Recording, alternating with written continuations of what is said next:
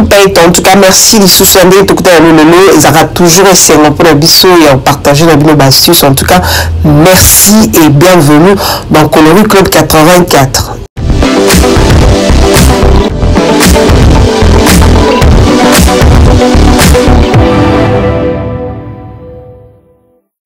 Lelo toso la kaka na ndenge nini soko za na poso ebeba okoki ko réparer ngo na ba produit salami na base ya aloe vera.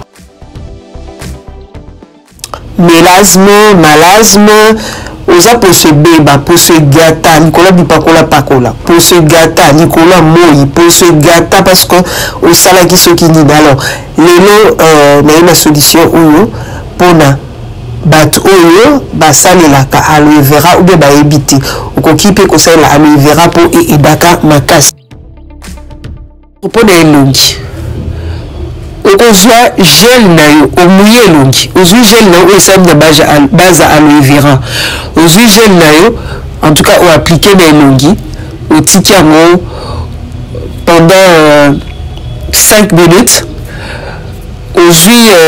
gant na yo on nettoie le sol par mouvement circulaire pendant 5 minutes. Après, mousse nettoyante on l'a dit si brosse na wana na elongi pour la gel et la saleté mousso etikalaka. On l'a dit c'est vraiment bien elongi. Après aussi eau tiède au sokoli elongi. Après au que de ce qu'on normalement avec de l'eau froide pour un rapport now. Alors avant zonga on a sérum dans 2 gouttes ou pas coli ou appliquer na elongi aussi au lali normalement. Le lendemain matin on a gel là les sous au sokoli normalement. Jusqu'au sérum oyo mususu na pesi bino 2 modèles à sérum ozu sérum na yo oyo o appliquer oyo kozwa crème na yo olandisi eza crème réparatrice olandisi obimi na yo journée na yo oki osali na yo journée na yo pendant une semaine.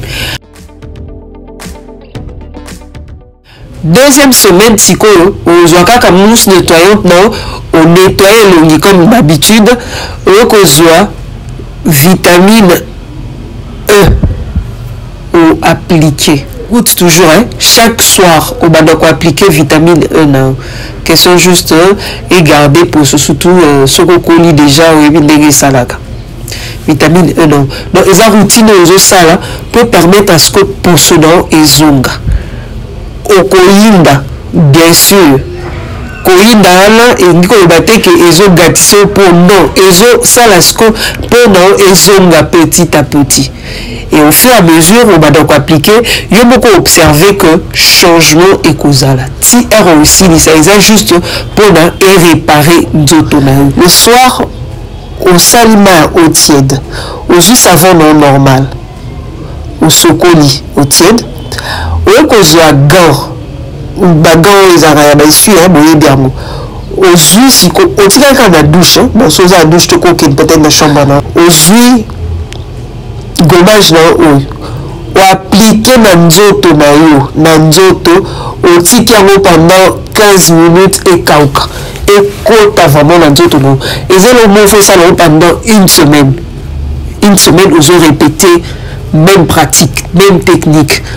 na bina nzoto na elongité na nzoto osala gommage na bongo pona et le déjà pour ce pendant une semaine vandi aux zéli après ok on rincer nzoto ko rincer nzoto ko c'est la gel en tout cas gel et dépendant de gel douche hein. Ce qu'on appelle gel douche à aloe vera, en tout cas il y en a partout sur le marché et ko aider pour c'est la même base hein? Et que aujourd'hui au sokol na gel douche on a pour elongola banili ko sokola o sokola sikoyo na maya malili au sein les sous au tiède déjà avant donc ekofungwa ça la tiède ekofongola yo ba port après maya malili o ko ja crème na yo moni crème ya mwana ozi o appliquer crème na yo olali to ça là tellement ba produit ma B ya mwana et ça là que au combien non ba ibisanga ça là bo simbité ba isanga ça là bo na ile bakana yim to landa ye baka que réparation ezwaka temps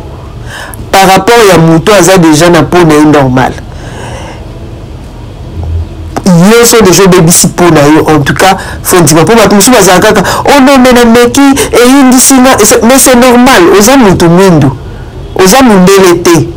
oza muto mwindu alors bipakola pakola mo lingo ko kwa mundele e bébisi po na wana ezonga normal faisons nanu naturel ndenge ezalaki donc ndima soki ozonga parce que ya bato musu ezora peut-être un mois musu 3 mois musu une année et dépendre na ndenge osela alors faut on ndima pour la propriété ba vitamine bleu beto zanona nzoto yo bébisa déjà au bande peut-être osela biloko ya tokinon il y a de cela 15 ans 20 ans hein et bébisa déjà pousse et là on se bande pas qu'on a dit au monde ici mbaté oh non non ça nous tape mais c'est normal pour au pakola et bébisio alors fondima et aux aussi la biloko ezangi hydroquinone biloko ezangi ba produit éclaircissant na kati biloko ezangi o ezak esengi po et réparer pour se faut que nango molo et ko aider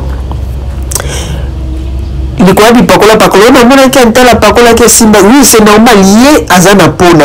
et le courant na sala mona yé azana pona et monsieur azana peau mixte azana peau grasse ana peau sensible ana peau sèche yé habité asale ba produit les simbi x facteur de bateke yo pe aux endéguements faut faire très attention voilà alors vous devez savoir que plante aloe vera et qui parati papoter ponios en tout cas plante aloe vera et simbaka voilà en tout cas merci Nabino lelo tosuki awa mituna ezali okomeli biso on va vous répondre au revoir et prochainement.